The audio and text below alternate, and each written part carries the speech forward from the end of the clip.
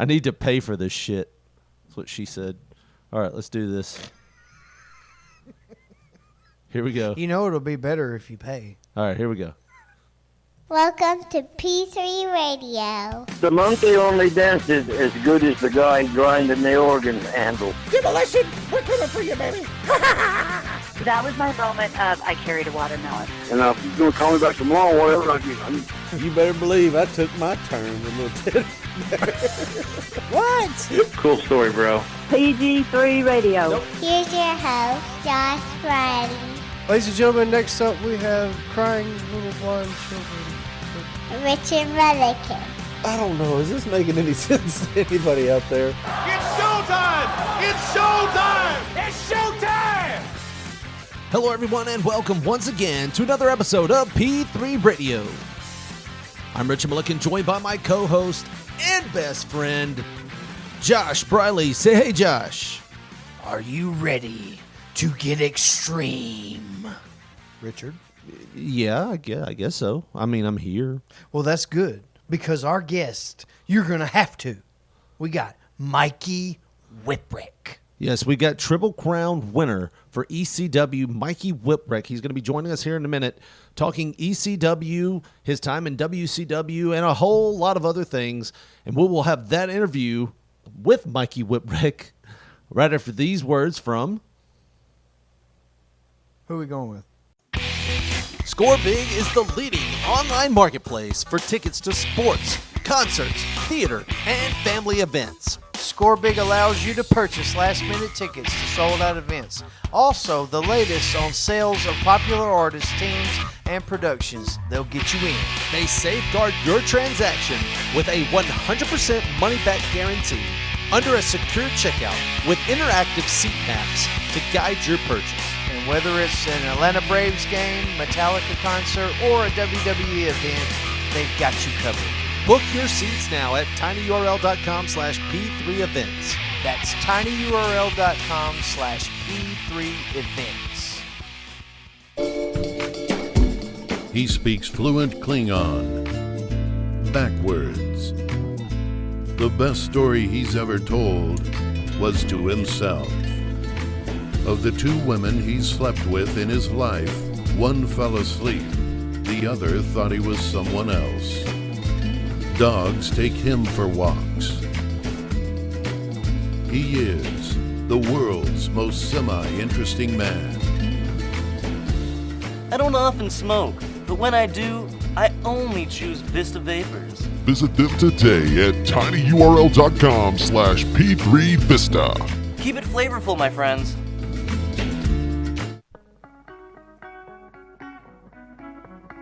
Welcome back to more P3 Radio. Ladies and gentlemen, joining us on the P3 Radio hotline right now is former ECW Triple Crown winner, Mikey Whipwreck. Mikey, thanks for being on with us today on P3 Radio. Gentlemen, what's going on? Oh, we're doing great, man. How about you? I'm doing. How can I be a former Triple Crown winner? Either I'm a Triple Crown winner or I'm not. Well, are you still the Triple Crown winner? Do you have all the titles still? I did. I didn't have them all at once Okay. anyway. You can't take that away. Okay. Exactly. Well, Still in the books. I am sorry for slighting you, sir. Try that again. Roll. Here, I'll do it over here again. From the top. Here we go.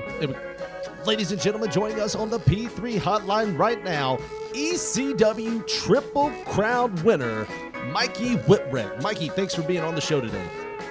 Gentlemen, what's going on? Doing great, man. How about you? Now, see, that was much better the second time. Growing up, were you and your friends backyard wrestlers, or... Oh, yeah. Did you have like a promotion or anything? Me and my buddy Richard, we had the IWO, and we had people like in the neighborhood and all that. We would trade the titles, but it was like a shoot deal. Did you go that far, or?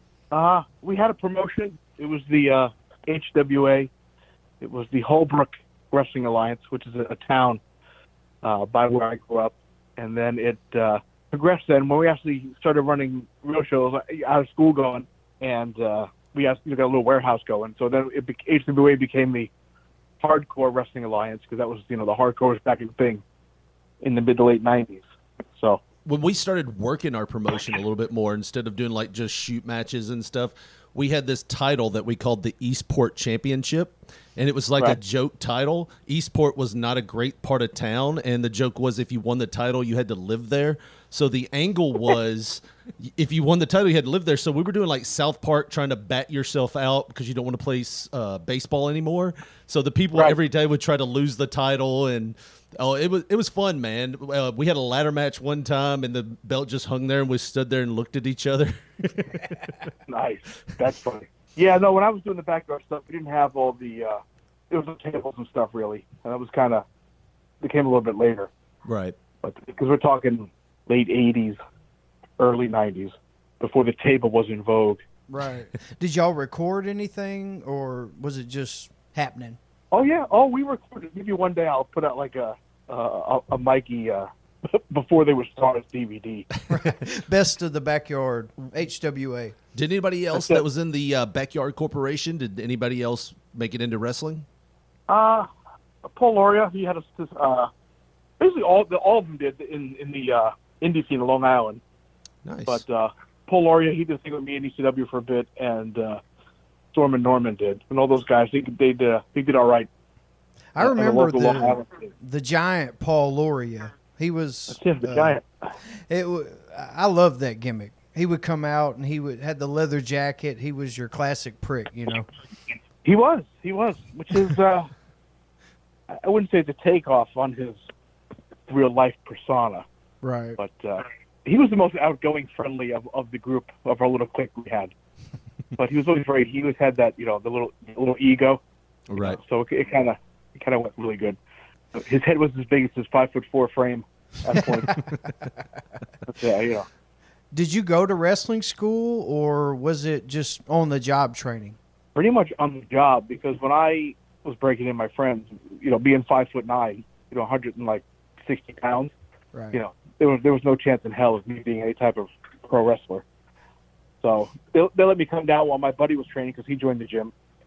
And Sonny Blaze, he actually owned the school, if you could call it that.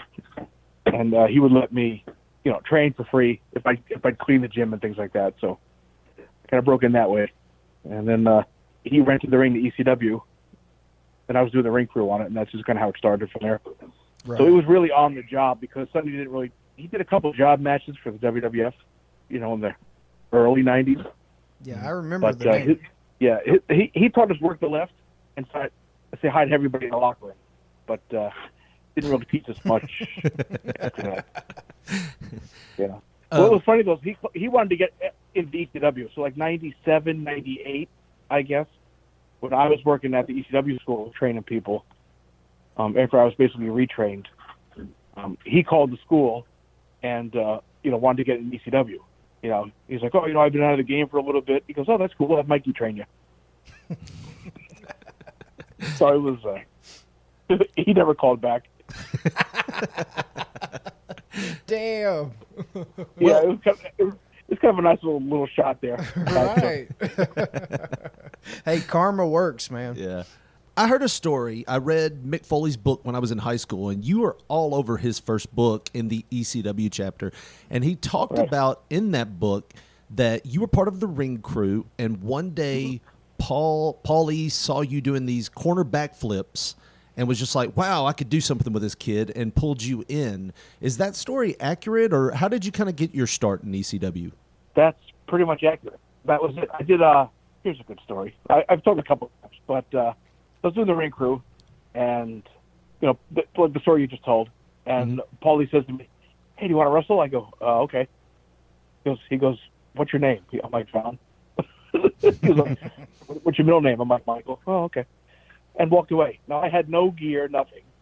So that dragon shirt that I wore, I had that in my bag that my buddy Mike got me for Christmas. So I just had to have it in a bag. I brought a pair of red shorts from Donnie Allen, and I wore just a pair of tennis sneakers, in my first match. So he goes, okay, well, you're going to wrestle Mr. Hughes. You'll wrestle, I think, Taz and Kevin Sullivan, and maybe there was somebody else, I don't remember. And I'm like, okay, it was a TV taping. So Mr. Hughes had like 3 matches. Taz and Sullivan had like 3 matches. And I remember Mr. Hughes goes to me. He goes, you take a sidewalk slam? I said, yes, sir. You going to jump real high? I said, yes, sir. And he went, good. And that's all he said.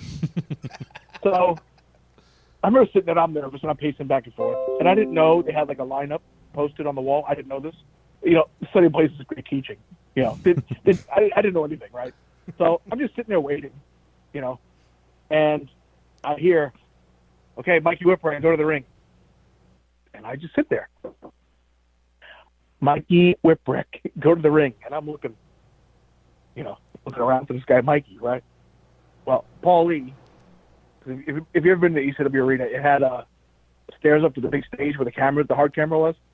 Right. So Paul comes storming down the stairs, marching over to me with the Paul Heyman walk. He says to me, are you going to go to the ring? I go, why? He goes, you're Mikey Whipwreck. And I went, oh. So I'm walking to the ring. My first match, going to wrestle Mr. Hughes, is like 400 pounds. I'm scared to death, and I'm already in trouble. So I'm thinking, great. Speaking of Mr. Hughes, I worked in the Memphis territory for a little while, and they used to bring Hughes in for TV, and he would fall asleep in production meetings. And right. Did he stay awake during the match, or did he fall asleep flipping you off because his fingers stuck like he did everybody in the back? No, he was fine. I remember the story of Paul Heyman. Paul told us that he fell asleep taking a backdrop. That's pretty much accurate. And we had heat with him coming in because they brought us in as these bodyguards, and they wanted us to wrestle in suits. Well, here's Mr. Right. Hughes. He's been doing it for 25, 30 years. And needless to say, that gimmick didn't stay over very long, and we were out of those suits and back to jobbing out and everything. But, yeah, he would just fall asleep. You said Mr. Hughes, and I was just like, all I could think about was him falling asleep, and I think it was his left hand, his middle finger was permanently out. And it was some kind of... You're pointing at me. You take a sidewalk slam? Yes, sir. You're going to jump real high? Yes, sir. Good. That little thing that finger sticks out every time you take a sidewalk slam. You got to do like the lip, like make the mean face at the same time. Right. Was he still wearing the sunglasses? Oh, yeah, he was in full gimmick already. Yeah. He used to fall asleep. That's why we didn't know. He used to wear the sunglasses in the back. The fucking sunglasses on. In TV, and they'd be like, so we're going to do this, we're going to do that, and in this segment, because it was all had to be on TV. Right. So it was like an hour broadcast, and they had to have the times laid out because it was live to tape. And they'd be like, then it would be Hughes' segment. Hughes, you good with that? Hughes, you good with that? And he wouldn't be snoring; he would just be sitting there. So I gotta change my story. So so Curtis went up to me and goes, "Hey, you take a sidewalk slam? Yes, sir. You're gonna jump real." Gonna change my story. Did I make it a little more entertaining? Did I offend you, Mr. Hughes? Why are you flipping me the bird? That's just my hand. That's the way it is. Before the Rock and Sock connection and Austin and Dude Love, we had Cactus and Mikey. Now, was that Paulie's idea to pair you up, or just because he kind of helped you out a little bit? I think it was Todd Gordon's idea. And it was all a fluke thing because that was the night of that NWA tournament we did. Right. And Terry Funk wasn't showing up. Was his horse sick? Did he have a sick horse? I'm not coming down there. This is horse shit. God damn it, your mother's a whore. God damn it. But he wasn't coming. So, it was supposed to be Cactus and Terry versus the Public Enemy. Wow. And, they were thinking about who we're going to get to replace, Terry Funk. Who can replace Terry Funk? We can call, Abdullah. We could get, but they couldn't get anybody, right? So Todd Gordon goes, "Hey, how about Mikey?" And I guess Paul's eyes went up, and he was like, "Oh yeah, that's good." So I remember seeing Todd Gordon in the elevator. I was headed over to the building because we did the ring. I was doing the ring crew. We set it up. I went back to get a shower at the hotel, and Terry goes, "Hey, champ, you're winning the belt with Cactus tonight." And I go, "Okay, you're funny." Well, get to the building, and holy shit. And I'm thinking to myself, these people are going to fucking hate me because I would hate me. Hey, we get to see Terry Funk. No. And here comes fucking Mikey. Great. Refund. Right. But, yeah, no, it worked out pretty good. Obviously it worked out pretty good. Yeah, Exactly. that was one of my favorite gimmicks when I first started. That was around the time we first started watching ECW. And that was one of my favorite gimmicks, that you're coming back and you're trying to give the belt back. It was almost like the Eastport title. You're trying to give it back. I can't do this. My mom don't want me to wrestle. And the whole time Mick's just like, you're the champ, Mikey. Let's do this. Oh, man. We got your back, Mikey. It was funny, too, because it was a legitimate shoot that I was the tag belts with the tag. Yeah, I think it was the tag champ for Cactus. Mm-hmm. And ECW had a run of shows in Florida, and my mom wouldn't let me go. How old were you at the time? Like, I think it was like 20, maybe 21. Wow. But I was still living home. It was like very, very old school conservative. You live under my roof. You pay by my rules. Right. So it was one of those. My mom was the same way, man. Yeah, I mean, I'm like, are you serious? Like, Mom, seriously, she goes, you're not going to Florida to do that wrestling with those crazy people. But it's on the Sunshine Network. I mean, if you got satellite, you could watch it. Yeah. And then I just remember looking at my dad going, Dad, come on. And my dad, he always had a habit when he wanted to make a very specific point, he would hold out his palm and with his three fingers, like almost like the Scout's honor thing, like the three fingers in the middle. Yeah. He'd put his fingers in his other palm and go, very, like slap his palm with his fingers going, your mother said, you're not going. You're not going. End of story. And I'm like, this is, I remember telling, I go, this is ridiculous. I think I just turned 21. Like a month or so before that. Right. Was that tournament was in August, I think. Uh-huh. Well, my birthday's June 4th, so it was 1973. So it wasn't like, I was definitely 21 and definitely like mortified, telling Paul and Todd, hey, I can't go to Florida. Like, oh, why not? But I go, well, I would love to say that I'm double booked, but I'm grounded. My mom's not going to let me have the car to drive down, so did you make? It was like super strict with kids, I'd be like 20 years old living home, and then like my curfew was like 12 o'clock, so I'd have to, whenever I was out, I had to come home 12 o'clock. Because my parents, the way my house was, they had their bedrooms on the main floor of the house, so I go in the side door, go to bed. Hey, Mom, Dad, I'm home. I'd go, oh, okay, see you tomorrow. And I would go walk out the front and sneak out the front door back to my friends who had never left. Sometimes I just came in and just snuck out of the house. Come back like 4 a.m. But it was like, good Lord. Did you have a tape recorder too that had like a 3-hour loop of you snoring and stuffed your bed with pillows, or were they did they just never check? They never checked. It was just one of those. Thank God. Once they said I'm in, I was in. It was always the top secret mission to get back in the house was always the hard trek. Because my brother, he would do the same thing. He's 2 years younger than me, so he would do the same thing. And if he wanted to be like a dick, like he'd get home before me. He'd get home like 3 a.m, but he'd lock up the doors. Hell no. We'd leave the front door open, so we just get back in. But he'd lock the door, and I have to get like a ladder from the shed and climb up the ladder into my room. I had my window in my bedroom. We had the screen. Well, I went to the hardware store, and got like that magnetic, like for a vinyl sign, right? Yeah. Like the magnetic strips. So I would take like the magnetic strips and glue it onto the screen, so the screen would open. It would look like it was closed. It was just held with a magnet, so I could get back in the room. That's fucking ingenious, man. I'm just wondering why your mom and dad never questioned that there was an extension ladder on the side of the house that was just there. Well, we lived right next to the railroad tracks. And we had always all kinds of like equipment, like wheelbarrows and ladders and stuff like this. Which in this day and age, probably for security purposes, not the best thing. But back in the late '80s, early '90s, this is how it was in the neighborhood I grew up in. There was just we take the ladder, and I would just take it, and I would just kind of boop and tilt it sideways. I was just laying on the side of the house. So did you end up making it to Florida, or? Nope, not that one. Wow. I told you I was grounded.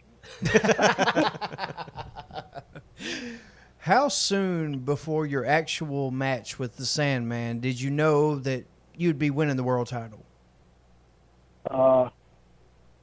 That night. Wow. Damn. Yeah, well, because we had done it. We had so many matches, right? And I'm thinking, all right, this is never going to happen. I figured they would have pulled the trigger by now. And it was just one of those.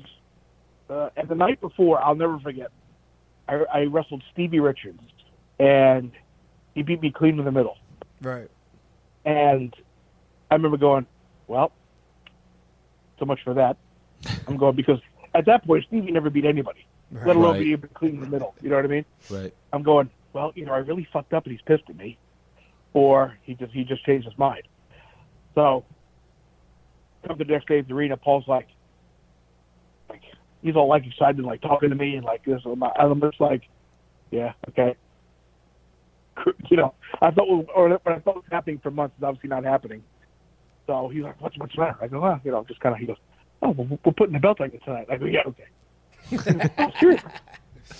I go, yeah, no, okay, because, I put Stevie over clean last night.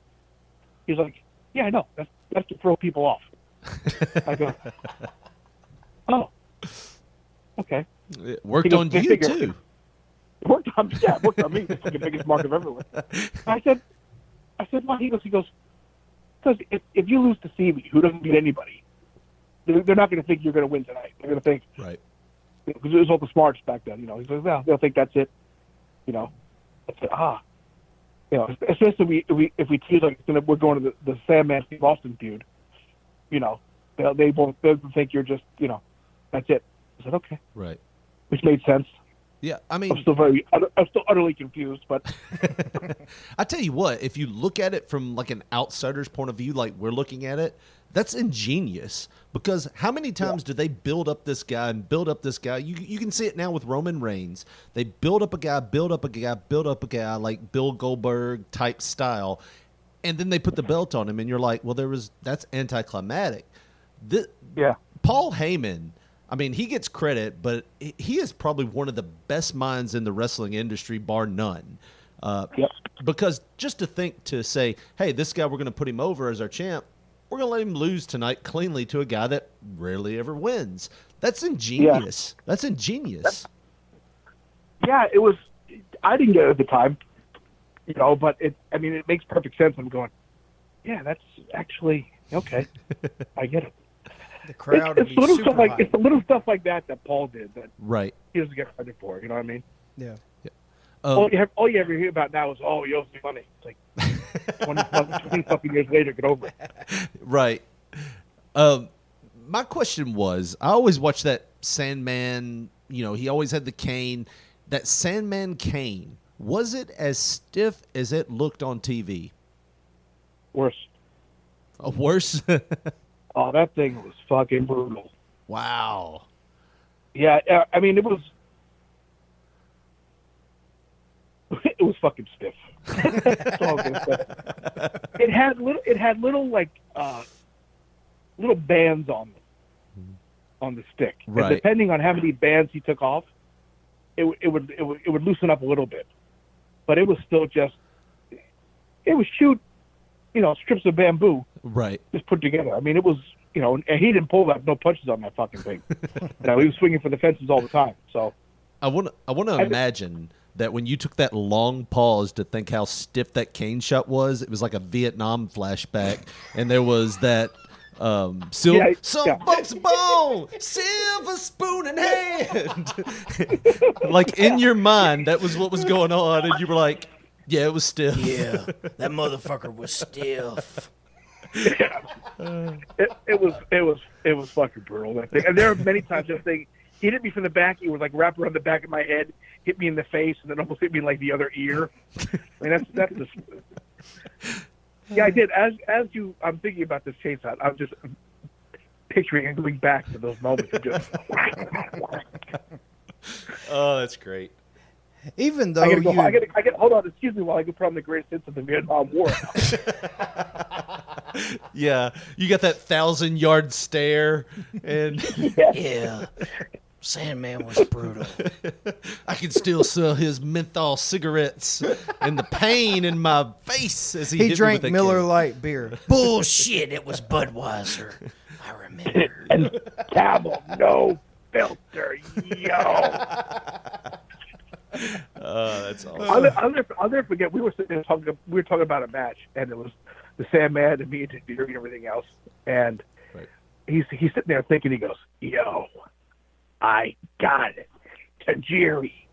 You Pearl Harbor him, and then you jab him." And I'm going, "Oh my god!" Because the old Gorilla Monsoon. Oh, Pearl Harbor job. Right, right. But he's telling Tajiri, okay, you Pearl Harbor him. I'm going, holy fuck. He's like, holy shit. And I'm just looking at Tajiri looks at me, he's like, really? I go, yes. That's what he's saying. He comes to the back. Paul's trying to Jew me out of a payday. yeah. Jesus, Sandman, come on. Yeah. He's fucking nuts. Anytime we'd be back and Hack would be like, he'd be like, yo, oh my God, I got it. Oh my God. And Jim Miss would be like, I told you, stop putting over the competition. Even though you had been ECW Triple Crown champ and all that, been on top of the mountain, everything in between. Whenever ECW did their invasion of 97 on Raw, were you just a little bit nervous going out there? I could barely walk. Both my knees were so fucked up. My one knee was totally fucked. It was supposed to be Spike and Taz, but Vince said they had too many Dudleys on. So Taz was like, brother. I said, well, we'll see what we can do. So do a couple of Vicodin, do what you got to do, and there it was. But I was very, the big thing I took away from that whole fucking thing? What's that? That I got fucked. Because Paulie did my ring introduction.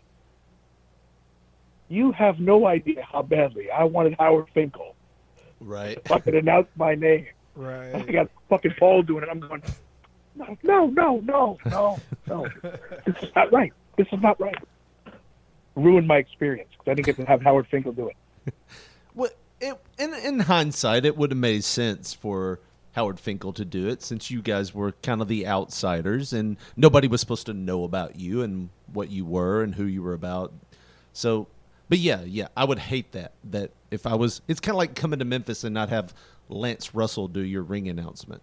Oh yeah. Exactly. That's like when I won the TV title from the Pitbull, the first one. Mm-hmm. And this is when Joey Styles was on his hiatus. He was on his he had quit. Right. Oh, and Jay Sully did the announcement of me winning the TV title. I'm going, see, I got fucked again. Yeah. That was a bit awkward. You mean Jay wasn't as good as Joey? I mean, I'm not. He had the charisma of cardboard. And not the corroded cardboard that has that you would use to insulate things. No waves. No. He was wet cardboard. As weird as this may sound, where did the double knee pads come from? Because I remember as a kid we used to reenact it because it was a unique look. But the double knee pads, the one on the knee and the Ric Flair style that you wore, where did that come from? Was that part of the storyline? Was that, makeshift kick pads? Where did that whole thing come from? I had the braces on the knees because my knees were getting pretty bad, or even back then. Mm-hmm. So I had like the neoprene, the strap braces underneath. Mm-hmm. underneath the white leggings. But I don't know. I just hated the way it looked with the boots around my knees. It didn't look right to me. And I was always like a big fan of the Rockers and the Rock and Roll Express with like the boot covers. Oh yeah. You know, so to have it and be like, I didn't like the look for whatever reason. So I said, what if I wear my knee pads? Because what if they fall down and people pick them up, or like people like adjust their tights? That makes me crazy. So the knee pads would fall down. I'd just leave them down. I don't want to fix them because like, well, if I was really in a fight, I really wouldn't be worried about my knee pads. You know? So I just got to a point where I just never pulled them up. I wore them around my ankles. So it was just one of those things. Well, you know, I thought it fit your gimmick at the time very well because, you know, you're trying to give the belt back. So why wouldn't you wear more padding to protect yourself if you don't want to be getting beat up? So I thought it was a storyline thing, but I never knew. So, like, I wanted to ask. It was like it had to be something, but we all loved it because we always wondered why Flair wore them around his calves, and it was because he didn't like his calf definition. So he would wear them low to hide his calves. But I was like, man, he wears two. And then later on, Ahmed Johnson would wear them all the way up clear to his groin. Fucking thigh pad Johnson. It's like the baseball players nowadays. Right. There's been several stories as to why Todd Gordon left ECW. Like, from your perspective, why did Todd leave ECW? I think it was the whole WCW thing that kind of fell through. I don't remember details of it. I thought there was like a plan for a bunch of guys to go to WCW. Mm-hmm. And I think Todd was the one that kind of was spearheading the whole thing. So I think I could be way wrong. I'm sure somebody out there knows the real scoop, and they'll, you know. Well, I think that's I had heard at some point, like, he sold whatever part he had back to Paul E., but, you know, in business, one would think, like, well, he's doing that for some reason, you know, but you never know. Yeah. I think he had a whole plan to take a bunch of guys like Sandman and Fonzie and a couple other guys to WCW that fell through, or it leaked, and Paul found out, and then it was one of those. Right. Well, here I am now with my dick in my hand, basically. So,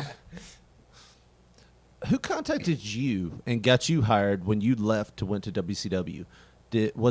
Was it Todd Gordon? Did he have anything to do with that, or was that long after and somebody else from the office contacted you? Yeah, no, that was long after that. It was Perry Saturn. Okay. Helped get me in. You know, what a clusterfuck that was. Jesus Christ. Right. Well, the pay was nice. Almost $3,000 every week was nice. Wow. Damn. Yeah. It's like but it was a shit show. Yeah. It's like, here's a used Buick. You can have that every week as long as you work here, which is a pretty sweet deal. I mean, I took a Buick every week. While creatively and work-wise it sucked. Right. It was nice because, well, I wasn't living home at the time. I had moved out by this point. But so I can't do the international tour. I'm grounded. Sorry, Eric. I can't make my pay-per-view decision. I'm not allowed to go to Louisville. My mom feels there might be inbreeding. That might be dangerous. But that was nice because I was getting almost $3,000 a week, and my body healed up pretty good, so I didn't really work that much. Right. So, I treated myself to some nice things. That's awesome. Well, you debuted in WCW, and you had a match against Kidman at the pay-per-view. And you guys had a great match. I remember watching that back, and like I said, we were big fans of Mikey Whipwreck. We were huge fans. We thought it was awesome. And then you got the rub from Mick Foley, which we loved watching Global Wrestling all the way back to those days. So you were over with him. You were way over with us. Why didn't they do more? Like, I remember being frustrated as a kid in high school going, why aren't they doing more with you guys? Why do you think they just dropped the ball with you after that great match? Well, I know Virgil was not happy because I hate even admitting this because it's just like, Jesus Christ. But it's like, Kim and I had that match, right? And right after us, it was Virgil against Stevie Ray. The battle for the NWO Black and White. Jesus. So the NWO 2 years earlier had been, or 3 years earlier, Hogan, Hall, and Nash. Right. It had fallen so far that the battling parties, the Trump-Clinton debate, had fallen to the equivalent of Virgil versus Stevie Ray. Who won that match? Do you know? Because I sure don't. It wasn't the fans. No, I don't. I don't remember. But it was for NWO Black and White. It was so valuable at the time. Man. So, you made us look like shit out there, right? You know that, right? Yeah, that was the end of me. Yeah. Oh wow. So what is that the reason why you decided to leave ECW? And when you left, this was a time when WCW was doing this thing where they were hiring people just to sit at home. Lanny Poffo sat at home, never wrestled a match, and collected a check from WCW just so he didn't go to WWE or WWF at the time. Did you have any problems getting out of your contract? Did they make you sit at home? What was the deal on that? He was at home while I was under contract. Wow. Well, yeah. It was one of those. To show you how badly I wanted to work and where my head was at, in like really giving too much of a shit, was I remember sitting home. Well, I remember the week before. It was we did. Where the fuck was it? Kiss was in it. Where the fuck was that? Oh, it was in Vegas. That was the same. Oh, yeah. Same when Eric, we had the meeting with Eric, and he said anybody who want to be here can go. And Raven walked out, and Conan walked out, and trying to get the release. But I didn't say anything. I'm going, well, now I'm not gonna say anything. I'll just fucking sit here. And I had a match with Chase Tatum. I believe he drop kicked me in the shin. I think. And it was probably the worst match I've ever had. And I remember Sid was coming out to powerbomb us. I remember this. And I remember begging Sid to please powerbomb me off the apron to the floor. He goes, you can't take that. I go, I can take anything once. So I'm thinking to myself, well, if I take this powerbomb on the floor, I could act like I'm really hurt, and I could probably sit home for fucking months. You know what I mean? I don't have to put up with the bullshit from my mom saying I'm going to Florida. That's right. So I was like, well, I could do this at home for months, and just really not do anything. So I just wanted to work, and it just wasn't happening. Ironically, Mick Foley did the same exact thing. He was trying to get Vader to hurt him when he was wrestling in WCW because he just didn't care anymore. Hey, I didn't travel with a guy for years for nothing. So I'm thinking about, okay, I can do this hard out of it, right? So then I remember that Evan Courageous was there, right? Right. And it was just like, this fucking guy. Like, I remember he got to work Randy Savage on Thunder, right? And he goes to the ring, and I'm sitting there, and Savage is like, Mikey, brother. He goes, watch the elbow tonight. And I'm going, oh, he's going to kill this kid. So Randy, I don't know if he dropped like 3 elbows on him, but it was all that, there was no legs first. It was all just, he enjoyed this whole thing. Savage comes back and he goes, I told you, brother. And he went to his little trailer. Well, Evan Courageous comes back all pissed off.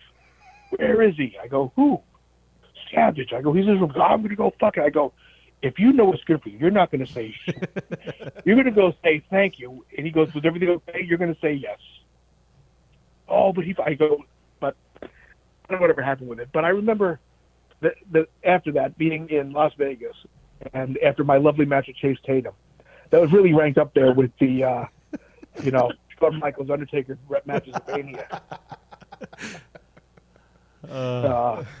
Gosh, I don't that's think awesome. I don't think it's often, but I was begging to work with fucking Van Hammer after that match. Oh my God! Van Hammer says to me, "Mikey, you're gonna learn tonight. I'm not as bad as they said I am." Okay. We get to the back, and I'm sitting there with Bobby Heenan after the show, and he goes, "See, Mikey, what do you think? I told you. I'm not as bad as I said I was." I said, "Oh, you're worse." And I said all deadpan like Bobby Heenan, and Bobby popped. But I never, back to Vegas as I'm going scatterbrained here. Oh, that's fine. I remember telling Jimmy Hart, I go, "Jimmy, I'm sitting home doing nothing." I said, "I can have good matches with anybody." I said, but you have this guy, and I pointed to Red Jeff Courageous, who's on TV every week, getting a push because he's in shape, he's a good-looking guy, and he sucks. Yeah. I said, so if I went home, got on the gas, tightened up, and blew every spot, would I get a big push? He goes, probably. Watch the elbow, brother. Yeah, watch the elbow. Fast forward a couple of days, I'm home, and I'm watching Evan Courageous win the Cruiserweight strap. I go, that's it, I quit. So I called Taz, I said, tell Paul I'm coming back, I'm going to quit. I was going to fucking quit. I can't fucking take it. Well, when you went back to ECW, you reinvented yourself. I mean, you paired up with Tajiri, and look, dude, I was a big fan of that whole team, the way that, you were paired with James Mitchell and all that. I mean, whose idea was it to change your look and be paired up with Tajiri? I was going to do it in WCW. So I said to Perry, what if I dye my hair red? Get like Muda pants and all the stuff. And you compare me with what do they call Vandenberg, I guess they called him? Yeah. With Vandy. He's like, oh, no, don't bother. They won't do anything. You do all that, you'll get the same push. I go, oh, great. And then I went back to ECW, and I knew, I talked to Paul. He goes, I have to bury you forever. Like if you come back and I give you a huge push, the guys are going to be pissed. I go, Paul, I don't give a fuck. I said, I'll get over. Don't worry about it. I said, you just let me work. I'll get over. Right. So you can beat me every night. I don't give a shit. And he did the first run. Yeah. And it just, and then I said, Paul, I get this idea where I just go nuts. Like WCW made me crazy. I said, he's like, you think? I go, I think it'll work. And then we had it was going to be a takeoff initially with the Devil, with Vandenberg and Raven, where it was going to be the Devil would have like this mind control over Raven, and it was going to be a whole takeoff on the whole Brian Wilson thing. Yeah. We had to hit like that. I think the guy's name was Dr. Eugene Landy. Was the guy who had like Brian Wilson brainwashed and shit. Mm-hmm. Right. And that was going to be Vandy with Raven. And then, Scotty left, and so that didn't really pan through. So they put him with me, and then we just said, let's come up with the most stupid, bizarre things that we can come up with. Like ridiculous promos that make no sense or just completely bizarre. Right. And it just worked. When you go shopping for wine, do you look at the labels? Do you stare at the price and wonder if the wine is worth the expensive tag? Well, stop it, because Wine of the Month Club has you covered. Every month, Wine of the Month Club is going to send you 2 bottles of high-quality wine right to your front door. And what better way to say I'm thinking of you than a subscription to the original Wine of the Month Club for a friend or a sweetheart. Each month they'll be reminded of your thoughtfulness and will receive the monthly wine letter and newsletter binder. Recipes, wine knowledge, and great wine, and the opportunity to get more of their favorites is at hand. Give with confidence and joy, knowing that you're a part of the original Wine of the Month Club. By the way, there are no dues, no fees, no hidden charges. Cancel anytime with no obligation. Just pay no more than $23.96 plus shipping for 2 great bottles of wine. Go there now. Sign up by visiting our link, tinyurl.com/P3wine. That's tinyurl.com/P3wine. The Wine of the Month Club, the original wine club since 1972. Well, the sound of that song means we've reached the end of part 1 with Mikey for this week. It's all over with. But come back next week for part 2, where we will talk more about WCW, WWE. We'll even talk about going back to ECW. You won't want to miss it. Mikey was awesome. He was very entertaining, and we even probably talk a little bit more about Vietnam flashbacks or whatever. But if you want to follow us on Facebook, please do so. It's Pop Poncho. If you want to follow us on Twitter, it's P3Radio1. You can send us an email at p3radio1@gmail.com, or you can give us a call. Heck, prank call us. We don't care. Or send us a name of a wrestler that you would like to hear us talk to. We'd love to talk to anybody, so just tell us who you'd want to hear from. You can call that number at 731-300-MORK. That's 731-300-6675. For Josh Brawley, this has been Richard Mulligan saying thanks for listening and good night.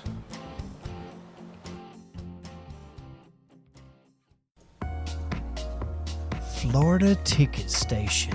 Florida. Your one-stop shop for discounted tickets on all of Orlando's best theme parks. Orlando. All of Orlando's local attractions. Orlando.